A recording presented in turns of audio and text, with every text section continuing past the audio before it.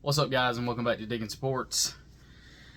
I hope you guys enjoyed week one as much as I did, and it was good to see the Volunteers back on the field. As I'm sure everybody out there loved to see their favorite teams back on the field, just like I did. It was awesome for college football to be officially back, not just week 0. So before we get started into week 2 and into this episode, y'all be sure to hit the like button, comment some things that you'd like to see, or something we haven't done yet, or something you'd like to see more of, and just kind of drop it in the comments and let me know, or just say hi, whatever. I'd love to interact with you guys more. Comments I have gotten, love to hear from you. It's been a pleasure to communicate, and I hope you guys have enjoyed it as well. But most of all, hit that subscribe button, because as soon as we hit 1,000 subscribers, we're going to find us a lucky winner for the $75 Amazon gift card, so keep that in mind as well. Alright, so week 1's officially in the books. It was, like I said, so awesome for college football just to be officially back. Not just week 0, but officially in week 1. Just some things, just as a Tennessee fan, and for Tennessee fans out there as well, I kind of want to go back and look at some positives and some very slim negatives, but some negatives as well on the Tennessee week 1 game. Positive-wise, that really stood out to me is just how calm Joe Milton is in the pocket. I mean, he didn't freak out. The first touchdown, that was a check down to like his fourth check down.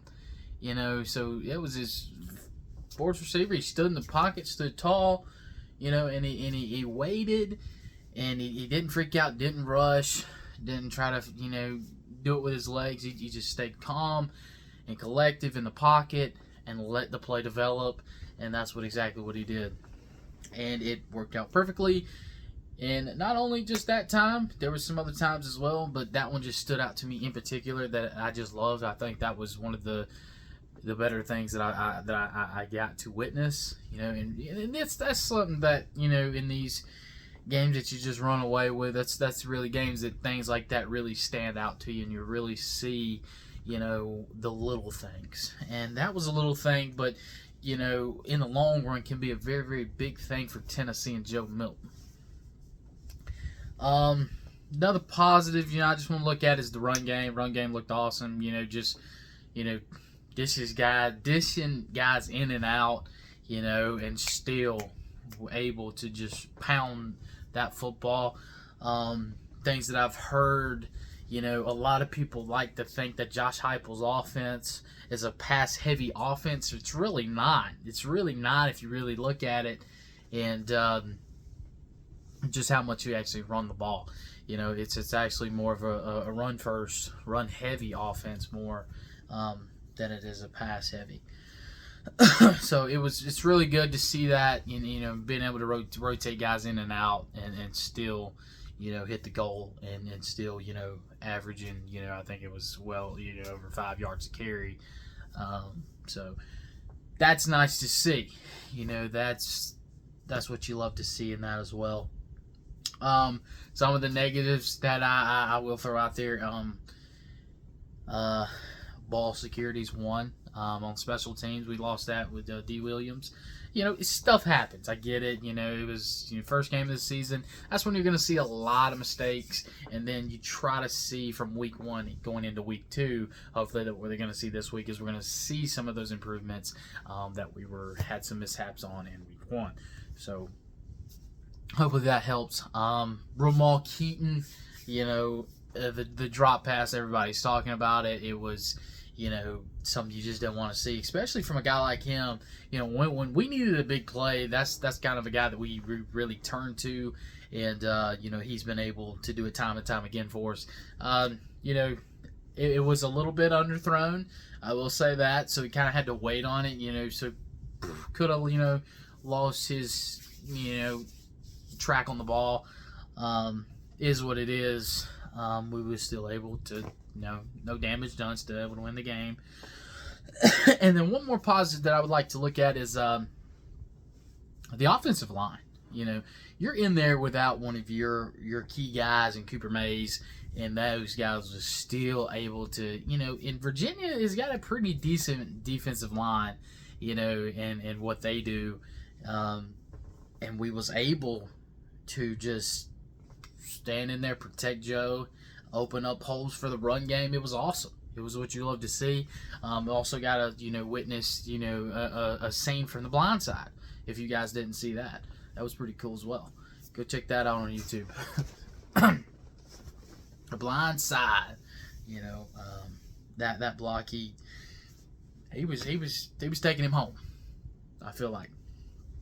And one more positive that I'd like to look at, you know, we talked about the offensive line. Let's talk about the defensive line and just the defense as a whole. I will say myself that defense looks day and night than what we've seen last year. It is day and night difference. It is amazing what we was able to see there on Saturday. Them guys were just everywhere. You can ask Coach Elliott. He even said it himself, head coach at Virginia. You know, he even said that the way those guys rotated in and out, it was like you were playing the first and second string all day long. They were that good, that talented, and that ready to go in that game. So, you know, that's good to hear comments like that you would normally hear about, you know, somebody like Georgia or Alabama and some teams like that, you know, guys just rotating in and out and it's still like first and second string. So to hear comments like that about Tennessee's defensive line is amazing. Amazing thing to hear. Any other standouts from week one that really stood out to me? It's everybody's talking about as well as Colorado. You know, where do you look at Colorado? I think Colorado did some great things. I did. You know, from where they was a season ago to come first game, knock off TCU at TCU, and to put up the game that they did. Travis Hunter is a dude. That is a dog, man. That is a dog. You know, he is somebody that, you know, you'd kill to have on your team. I mean, to play both ways like that, that is something very, very hard to do. And he did it. Looked like he did it with ease. I feel like Colorado really stood out. You know, from the critics, you're going to hear, you know, TCU lost a lot. Which, you know, they did lose some, but you also got to look at what Colorado was last year and then bring it on Dion and his guys and to turn it around even the first game. And now the next game we'll get into a little bit later. Nebraska comes to Colorado. So first home game of the season coming up this week. So we'll see what happens there. Other standouts that really stood out to me in week one is Clemson got demolished. LSU got demolished. Jordan Travis looked like a Heisman caliber quarterback. He did. You know, he had himself a day. LSU. You guys heard it from me that I kind of felt they was a little ranked too high. I kind of feel the same thing about FSU as well. You know, and now FSU sits at 4 in the new AP poll. I think that's a little high. You know, so. Because I don't think LSU was a number 5 team as well. So take it how you want to. It is what it is. Clemson gets smashed by Duke. That's Duke's first top 10 win since like the 80s, I believe it was. Pretty interesting stat there as well. So for them to knock off Clemson. And another thing about Clemson and Dabo Swinney, man, it's been, you know, it's just been just downhill ever since the hamburger flipping comments that he made. So it's been downhill since then. You know, a lot of trouble that he's been walking into since that comment. So another thing, what can we expect to see in week 2? You know, what kind of standout games are we going to be looking at? You know, first off, I'm going to start with Tennessee. I think Tennessee's going to open up a little more. Although, as a Tennessee fan, I don't want them to show the whole book. You know, go out there. You know, work on some things that we wasn't able to do in week one. Let's fix those things. Let's go out and let's just get the win. By the way, Spooky Gray uniforms, the new ones. The Artful Dodger. Them things look fire as well. Love those. Also, standout game that's really going to stand out to me is the Nebraska-Colorado. Where does Colorado continue their winning ways and their turnaround season? Another one that sits, of course, is going to be Texas and Alabama. College game day is going to be there, and then also you got one that really stands out to me as well is the Vandy and Wake game.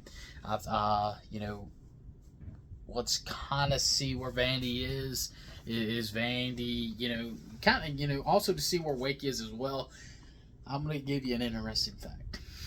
Do you know how much tickets are going for in this game? It's crazy, just where these programs are right now. It's $6 a ticket. It's crazy. And that's for a pretty decent seat at that, too. So, I mean, that's just another thing. Also, let's see. Another one. Oh, yes, Ole Miss and Tulane. That's another game that really stands out to me. And Ole Miss has to travel to Tulane. I think that could be a big game. If Ole Miss is not careful, Tulane could probably sneak a win. So they did it against USC. Who's to say they can't do it against Ole Miss at home? And then another thing I want to look at before we get into the Week 2 predictions is, as a Tennessee fan and the Tennessee fans out there as well, I'm sorry, guys, until you tell me what you want to hear, I tend to talk a little more about Tennessee. Tennessee in Week 2, what I want to see, like I said, I want to see them, fix some of the kinks that they had in Week 1. Let's try to hit some downfield passing, passing attacks, and try to connect with Ramal Keaton and those guys. Get Dante Thornton a little more involved. Keep the running game going, and then the special teams got to work on those. Punter as well. Pick a leg and kick with it. That's kind of where I'm at right now. Until you get pushed in a situation that you have to use the other leg, then go ahead and use it. I wouldn't keep switching back and forth. I wasn't a big fan of that. So that's kind of that. Limit the turnovers and maybe force some turnovers as well on the defensive side of the ball for Tennessee. All right, guys. So for the Week 2 predictions, we got, let's see, 1, 2, 3, 4, 5, 6, 7, 8, 9, 10, 11, 12, 13 games that I picked out. Also, NFL has started tonight. So tune into that if you haven't already. I think when I left in there, it was 7-7 between Detroit and Kansas City. Pretty good game so far. All right, so starting on Friday tomorrow, we got Illinois traveling to Kansas. This could go the way I'm going to go with the home team. I think just the home crowd, I think, plays the dividends, the difference in the game. And I think Kansas will get that win. And that will be our only game on, actually I have 2 games on Friday, but that was the only one I picked. On Saturday, we're going to start with Vandy at Wake Forest.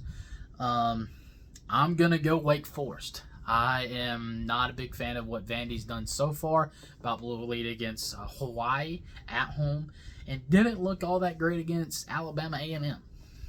So, I'm taking Wake in the whole team as well. Ball State at Georgia. I think Georgia's like 42-point favorites in this game. Shouldn't be a problem for Georgia. Just like Tennessee, this is a game to work out some kinks and continue to play good football. Hopefully, Carson Beck will develop a little more. So, kind of what I'm looking for Georgia. Utah at Baylor. Excuse me, guys. Got the hiccups. Utah at Baylor. Baylor loses to Texas State first game. Utah.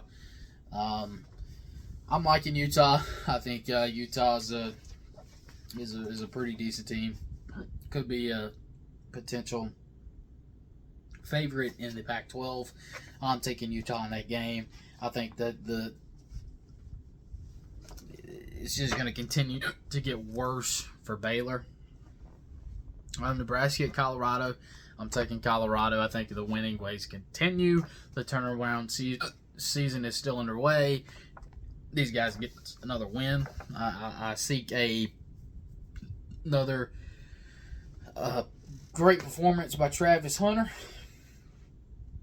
Texas A&M at Miami. Quarterback play looks good for Texas A&M, and I think that's going to be the difference in the game. Got to go Texas A&M. Iowa at Iowa State.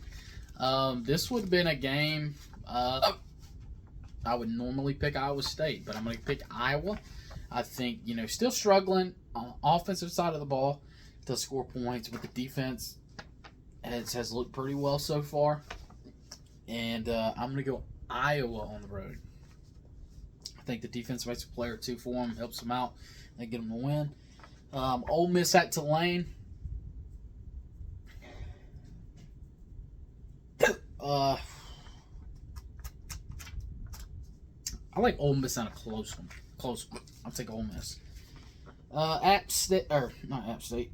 Yes, App State at North Carolina. This was a really good game a year ago. North Carolina squeaked one out. Yeah, in Boone, North Carolina. I'm going North Carolina in the game. I think North Carolina, they're developed a little more better this time go around, and I like North Carolina in a pretty lopsided win. Austin Peavy at Tennessee. Guys, I'm going Tennessee, without a doubt. Like I said, I'd like to see some kinks worked out, special team wise. Let's get some turnovers. Let's get 3-4 turnovers. That's what I really want to see on defense. But I like Tennessee big in that one. Dang. Texas at Alabama. This is it, guys. Digging deep pick of the week. One, Texas. Texas let one slip away last year at home against Alabama 20-19. I think they're going to right some wrongs in that game that happened a year ago, and I think they find a way to beat Alabama and this new operations they got going on at quarterback with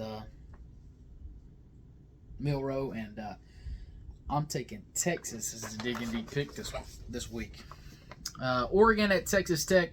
Oregon threw up 81 points. I don't think you throw up 81 this week, but I will take you to win the game. Arizona at Mississippi State could be a potential big game, but I'm going to take Mississippi State and just the seniority that they got going on, all the seniors, juniors, and seniors that those guys have. It's just, I think it's going to play a big dividend in the game. So I think that's the difference. It's just, experience is going to be the difference maker for Mississippi State and win. And then the last one at 10:30 kick on Saturday, we got Auburn at California.